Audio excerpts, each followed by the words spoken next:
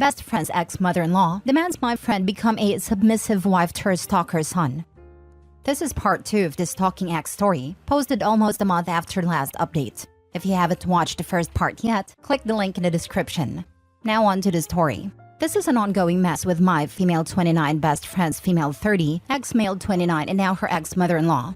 Now, my bestie never married her ex, but for simplicity's sake, I'll refer to her ex's parents as ex-mother-in-law and ex-father-in-law. Bestie and I lived together with my parents in a newly bought house. She's pretty much a daughter to my parents, and we are platonic life partners by this point. Her ex ghosted her for 3 years and has been hounding her ever since he found out we bought a house, trying to get her to take him back and live in our house.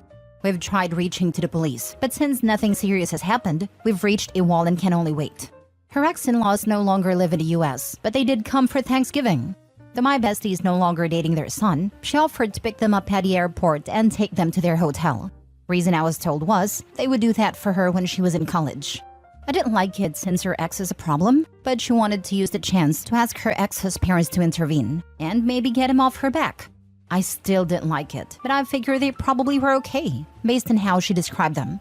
And I was completely wrong. My bestie arrived in tears and with a scratched cheek. Immediately I asked her what happened and now I'm seeing red. The next part comes from how my bestie described things to me. Bestie told me picking them up went well, and they had talked about the old days. They asked my bestie if they could stop in a nearby restaurant they always liked, and bestie, being her usual self, decided to treat them to lunch. All hell broke loose at a restaurant though. Apparently, her ex-mother-in-law demanded to know why bestie did not take her abusive stalker ex back. According to ex-mother-in-law, my bestie is responsible for her baby boy since she was his girlfriend, and they were married in the eyes of God. To start, they'd never legally marry, and bestie is an atheist. So yeah, bestie tried to defuse the situation, explaining she's moved on with her life after 3 years not knowing where he was. She did try to ask her ex-mother-in-law to convince her son to leave her alone, and that bestie just doesn't want him in her life anymore. Ex-father-in-law seemed to agree with her and apologized for all the heartache and pain she went through. Ex-mother-in-law, however, took over the conversation and began screaming that thanks to my bestie, her son had no life. That apparently, my bestie was responsible for her firstborn not having a wife for children. And the least she could do is take responsibility and become the submissive wife he deserved. Ex-father-in-law tried to pull his wife away, more than likely because they were causing a very public scene. Bestie simply said she would not ever consider marriage to her ex. She then said it might be best to take the food to go and for them to go to their hotel. She paid all the food, despite ex-father-in-law offering to cover his and his wife's meal, and drove them to the hotel. On the way to the hotel is where things went from 1 to 100. Ex-mother-in-law had spent the whole drive escalating demands. From taking him back to marrying him, to have a child and give her son the house as the man in the relationship. Ex-father-in-law apparently kept telling her to stop, but there was no way she could be quiet. Finally, my bestie had enough, stopped the car and told ex-mother-in-law she will never take a failure of a man like her baby boy as a husband, let alone give birth to his spawn. That she was glad no other woman had stayed long-term with him, since he really won't be a good addition to the gene pool. I gotta admit, I'm proud of her for that last one. Ex-mother-in-law went crazy and jumped on my friend. Her husband luckily grabbed her, but she still manages to get my friend on the cheek. She began screaming BFF was the reason her family had split, called her a whore in our native language, and said she wished our house burnt with all of us inside. Ex-father-in-law just told my friend to drop their bags on the sidewalk and drive away while he held back his demon of a wife. And bestie did exactly that. Next thing she did was drive back to us. She was not so much hurt by the insults or even the attack, but more the notion that a woman she once saw as a second mother would treat her like this. I told her to just relax a bit, so she's watching some movies with the dogs while I write this and do some work. Tomorrow we're both calling out and just having a girls' day with my mom. I did get in touch with the ex's sister and let her know what happened. She already knew from her dad and asked if bestie was pressing charges. She should, but she's not. I tried to convince her, but it's a sore topic for her, so for her emotional well-being I'm not going to push it. The sister said she appreciates we're not pressing charges and that she'll make sure her family doesn't bother us in any way. Apparently she already had her brother moved outside the city. Not sure how or where, but I'm glad he's gone. So hopefully we're done.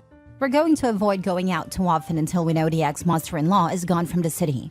It's not a small city by any means, but I wouldn't put it past these crazies to try to stalk my bestie. Now for the top comments before reading the last update. Pressing charges will expedite the restraining order. Your bestie seriously needs to rethink her decision. The ex-mother-in-law is deranged and dangerous. Another good reason to press charges is to establish documentation of the ex-mother-in-law's violent behavior. If, hopefully not, a fire does happen, documentation will point the authorities in the right direction as to who possibly started it. I absolutely agree, but I also know right now is not the right time to push it. I'm hoping my mom can talk to her about it. At the very least, pictures need to be taken of the scratches. Pictures sent to an email with a detailed account of the attack, just in case it's needed later. Hopefully ex-mother-in-law is going back to her country. They can find their own way to the airport. Meanwhile, block her on the phone and social.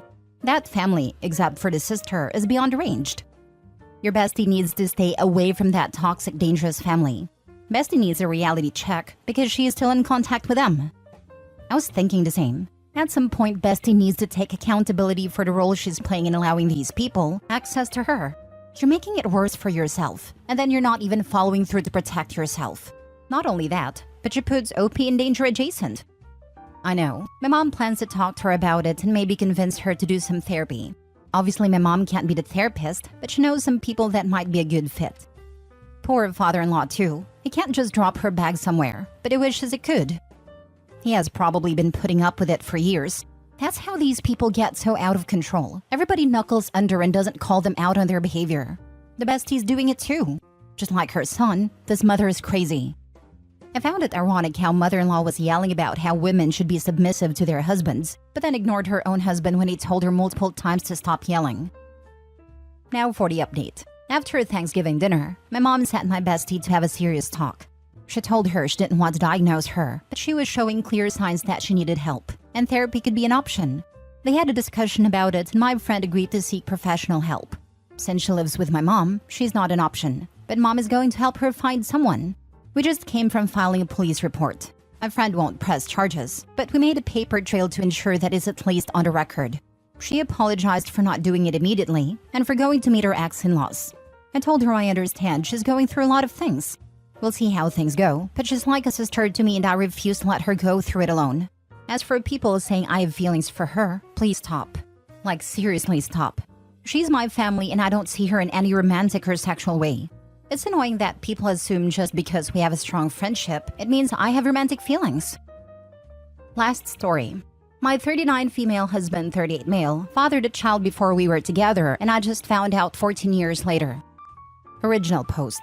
After 12 years of marriage and 2 children together, I received a Facebook message yesterday from a woman who told me that she has a 15-year-old daughter that my husband has continually denied since her birth.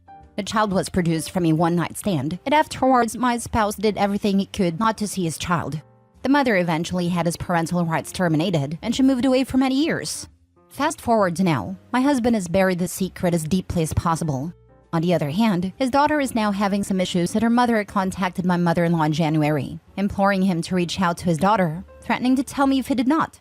Apparently, they had a 30-minute FaceTime which he lied about last night until confronted with evidence her mother provided to me. And then he admitted that it was true, and then he blocked the account so she could not contact him again. Her mother claimed she sent the message out of love and concern for her daughter, and I understand that she wants her to have a connection with her biological father. But she blew my entire life up in the process. My husband has lied and lied and lied. He eventually admitted to everything but only went back into a corner. I asked him to leave the house last night so I could clear my head. But the truth is that I can't even look at him right now. I don't think I've ever felt so dumbfounded, hurt, confused, and betrayed all at the same time. My instinct is to call a lawyer to see where I stand, legally and financially, as I'm not sure I can continue this marriage, knowing that I might never feel like I can trust him again. My family thinks I'm being rash because I'm hurting so much, and this is 12-hour-old information. Also, knowing how he abandoned his first child makes me feel disgusted. Last night, he spoke about her as a mistake and a dark secret. He was never going to tell us about our existence because he was embarrassed. Regardless of what happened between he and I, there is a teenager out there who shares 25% of her genetic material with my beautiful children. I don't want that child, who did not ask to be born into such a messy situation, to be separated from her family forever. Even if he does not want to see her, I'd like my kids to eventually know their half-sister, because she deserves to be loved and supported, even if her father cannot. So now I'm left with options and questions, and I don't know how to proceed. Do I start the process to end my marriage, or do I try to keep my family together? When do we tell our small children about her half-sister? Anyone who has experienced this, all advice is welcome. Now for the top advice before reading the update. You are extending so much grace towards that child and I applaud you. Bottom line is, you will never trust him again. To keep such a secret for as long as he did is reprehensible. We had a great partnership before this. I'm devastated. But I don't want to continue a marriage that was based on lies. I completely understand. This is beyond a lie. This is a child's life. Your life is now forever changed. Why did he say he kept this from you? He said he was embarrassed. Since his parental rights had been terminated so many years ago, it felt like she didn't exist. He kept insisting that she was not his child, just a mistake that he made as a dumb kid. There's more backstory that will make him look even worse, but it's irrelevant at this point, just there to further add insult to his character. It seems like he just makes it worse and worse. Felt like she didn't exist? A mistake? She's a human being and shares 50% of his DNA. I can appreciate that he was stupid at 23, but my gosh. Every statement like these would make me even more disappointed in him as a human being. I feel all of this. I've been with my husband 10 years. If I found out something similar and he acted the way your husband did, I don't think I could ever trust him again. To hold on to such a big secret, to sneak around about it, then to lie when confronted? That's a lot. To top it all off, your mother-in-law knew. I know other Redditors are saying it's about how he has treated you and your children over the last 14 years, but to me it would all feel like a lie. Everyone in this situation needs counseling. I would definitely work on introducing children who share 50% of their DNA. If this child is struggling, knowing her siblings might help. It might also hurt. My mom was abandoned and her father raised other kids. She asked him once why, and he said he wasn't ready to be a father. That only made her pain worse, because why was he ready with them and never came back for her? Everyone involved needs serious counseling, and handle your feelings with your husband in the most honest way you can. Don't try to minimize things because of the idea of what your marriage is supposed to be or what others think you should do. I'm so sorry. He told me that he wasn't ready to be a father at 23 multiple times last night. Is that the best thing he did for her was to terminate his rights? Update. I had a request to post an update, and interestingly enough, I saw a message today that he actually posted in the divorce subreddit after this all happened, but he deleted it, and it was full of half-truths. This is what's been going on, and I will answer some of your questions. The mother, Carrie, of this child, Danny, has been in contact with us both since this happened. She says that the reason they told me after all these years was because Danny wanted to be involved in the lives of her two half-sisters, my bio children. She has not asked for back child support or anything like that. But now Danny has decided that she wants nothing to do with my spouse, and Carrie doesn't seem to be facilitating the relationship with my family the way she originally stated. It seems like something is amiss, but I've been lied so many times that honestly, I just can't tell anymore. The termination of his parental rights. According to the both of them, she tried to push him into fatherhood, and when she finally realized that he had zero interest in being a dad, she had him sign away his rights, and then proceeded to disappear until Danny was 8. My spouse never paid child support and was never asked to pay child support. Both of them have told me that. Then Carrie got married and Jeff adopted Danny. I can't see my spouse's original post, but judging by the comments, it made it seem like he signed his rights away so Jeff could adopt her. But that's a lie. Danny was 8 when she was adopted, not an infant. Carrie tried to contact my spouse to sign those adoption papers in 2016, but he blocked her. So she contacted my mother-in-law, had him sign the papers, and the connection ceased again. Then they disappeared again until June of 2020, when Carrie reached out to my mother-in-law because Danny wanted to connect with her paternal biological family. My mother-in-law and sister-in-law proceeded to have a 2.5-year relationship with Danny through phone/video calls, sending presents/money, all the while hiding it from my spouse and lying to Carrie, telling her and Danny that my spouse knew but wanted nothing to do with them. I know this to be true, as I heard my mother-in-law admit it over the phone to my spouse while I was silent on a 3-way call. My spouse had zero idea that anyone had contact with Carrie or Danny until a week after I found out about this situation. In January of 2023, Carrie delivered my in-laws an ultimatum. Either produce Danny's biodad, or they would contact me and let me know what's been happening over the past 15 years. My spouse then agreed to a video call with Danny, where he promised that he would tell me he'd make an effort to make her a part of our lives. Within hours, he had Carrie blocked, and his mother and sister were so scared of their lie being discovered that they stopped talking to Danny altogether, without an explanation. Fast forward to September 2023, my mother-in-law texts Danny to have a good school year, and that was the last straw that broke the camel's back. A few weeks later, I received a message that would change our seemingly happy life forever. Presently, he has cut off his family completely.